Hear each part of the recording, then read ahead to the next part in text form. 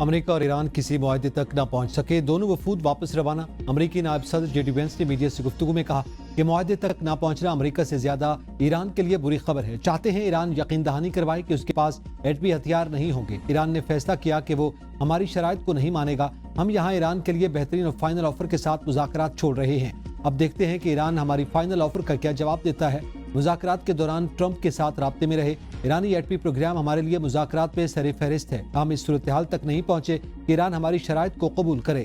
مذاکرات کے دوران ہم نے اپنی ریڈ لائن بتا دی تھی۔ 21 گھنٹے مذاکرات میں مختلف امور پر بات چیت کی گئی۔ ہم نے واضح بتا دیا کہ کن نکات پر اتفاق ہو سکتا ہے اور کن پر نہیں۔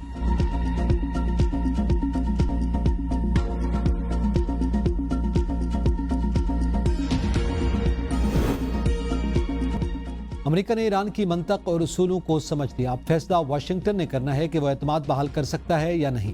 ایرانی اسپیکر محمد باقر قالیباف کا بیان، کہا ایران سفارتکاری کو طاقت کے ایک مؤثر ذریعے کے طور پر دیکھتا ہے۔ دفاعی کامیابیوں کو مستحکم کرنے کے لیے کوششیں جاری رکھیں گے۔ گزشتہ 2 جنگوں کے تجربات کی وجہ سے ہمیں فریق مخالف پر اعتماد نہیں۔ قومی دفاع کی کامیابیوں کو مستحکم کرنے کی کوشش سے دستبردار نہیں ہوں گے۔ ایرانی سلامتی کمیٹی کے سربراہ ابراہیم عزیزی کا کہنا ہے کہ آبدہ ہرمز سے گزرنے والے ہر جہاز کو ٹول ادا کرنا ہوگا۔ حقیقت میں ایران سے زیادہ معاہدے کی ضرورت امریکہ کو ہے۔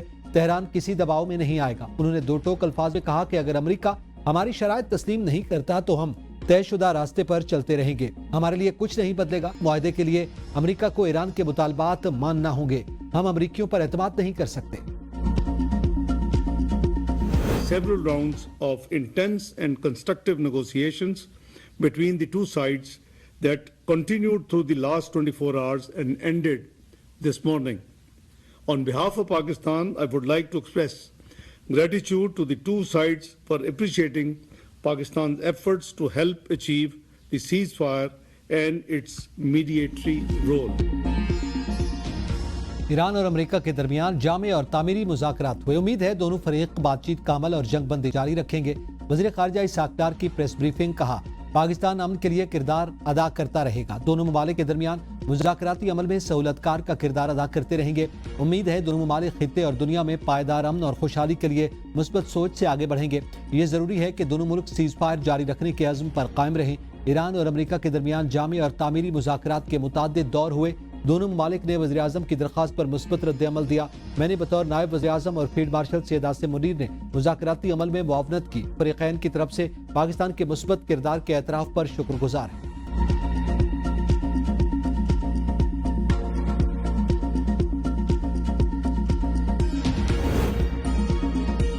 ایران سے معاہدہ ہونے یا نہ ہونے سے مجھے کوئی فرق نہیں پڑتا۔ امریکی صدر کی میڈیا سے گفتگو، کہا اگر چین ایران کو ہتھیار فراہم کرتا ہے تو اسے بڑے مسائل کا سامنا کرنا پڑے گا۔ امریکہ ایران کو مکمل شکست دے چکا۔ امریکہ پہلے ہی جنگ جیت چکا۔ آبدہ ہرمز میں بارودی سرنگیں صاف کرنے والی مشینری صفائی کر رہی ہے۔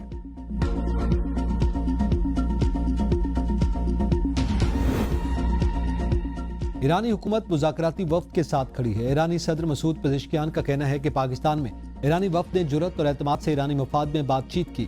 عوام کی خدمت کا عمل ایک لمحے کے لیے بھی نہیں رکے گا۔ حکومت ہر حال میں عوام کے ساتھ مضبوطی سے کھڑی رہے گی۔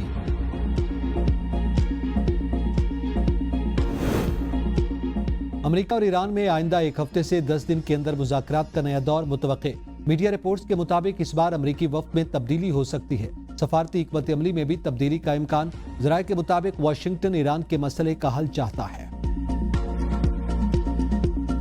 در مورد یک سری از موضوعات ما به تفاهم‌هایی رسیدیم واقعیت، اما در مورد 2-3 موضوع مهم خب دیدگاه‌ها فاصله داشت و نهایتاً منجر به توافق نشد این گفتگوها۔ ایک نشست میں معاہدے کی توقع نہیں کرنی چاہیے۔ سفارتی محاذ پر اپنے حقوق اور مفادات کے حصول کی جدوجہد جاری رکھیں گے۔ ترجمان ایرانی وزارت خارجہ اسماعیل بقائی کہتے ہیں کہ کسی کو بھی اتنی جلدی معاہدے کی توقع نہیں تھی۔ 2-3 اہم مسائل پر اختلاف رائے کی وجہ سے معاہدہ نہ ہو سکا۔ آبدہ ہرمز، جوہری معاملہ، جنگی ہرجانہ اور پابندیوں کے خاتمے کا معاملہ زیر بحث آیا۔ ایران کے خلاف جنگ کا مکمل خاتمہ اور خطے کی صورتحال پر بھی بات چیت ہوئی۔ سفارتی عمل کی کامیابی کا انحصار دوسرے فریق کی سنجیدگی اور نیک نیتی پر ہے۔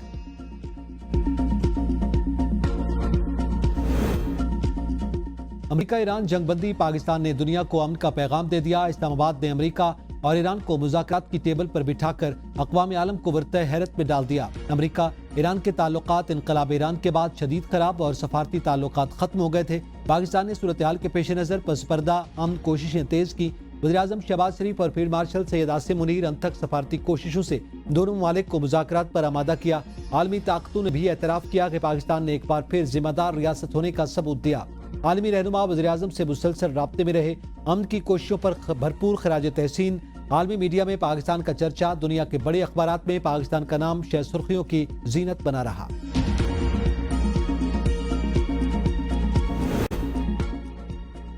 امریکہ ایران مذاکرات، عالمی میڈیا بھی پاکستان کی تاریخی سفارتکاری کا معترف۔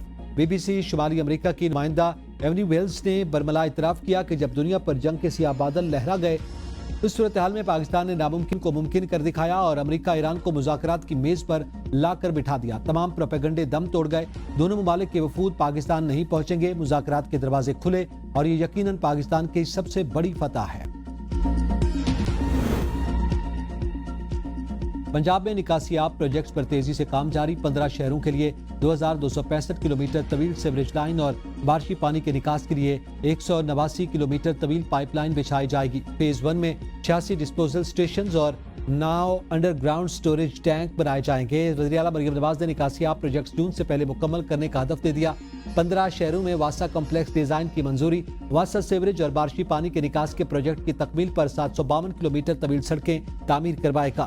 واسا مانسون سے قبل بڑے پیمانوں پر نالوں کی صفائی کے لیے ڈی سلٹنگ مہم بھی شروع کرے گا۔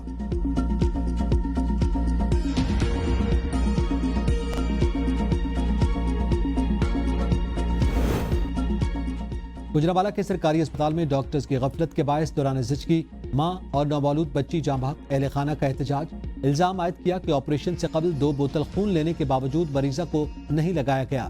بچی نارمل ڈیلیوری سے پیدا ہوئی اور کچھ دیر بعد انتقال کر گئی۔ کمیٹی تشکیل، انکوائری کا حکم۔ ایم ایس ڈاکٹر امتیاز رانا کا کہنا ہے کہ کیس میں پیچیدگیاں تھیں۔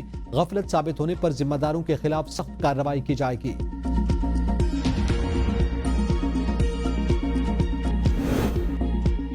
جڑواں شہروں میں چلنے والی میٹرو بس سروس دوسرے روز بھی بند۔ میٹرو بس سروس صدر اسٹیشن تا پاک سیکریٹریٹ تک مکمل بند۔ حکام کے مطابق ضلع انتظامیہ کی ہدایات پر میٹرو بس سروس بند کی گئی۔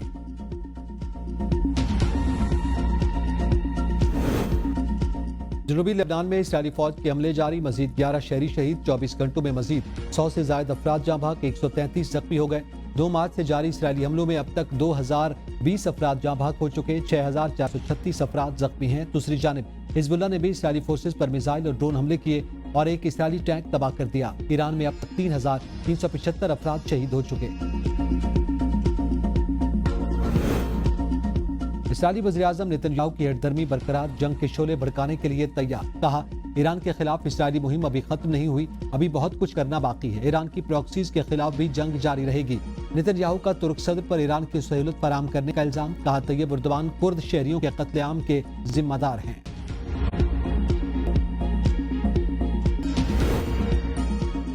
جنگ اور طاقت کے مظاہرے بہت ہو چکے، اب مذاکرات اور ثالثی کی میز پر بیٹھیں۔ کیتھولک مسیحیوں کے روحانی پیشوا پوپ لیو کا ویٹیکن سٹی دعائیہ تقریب سے خطاب۔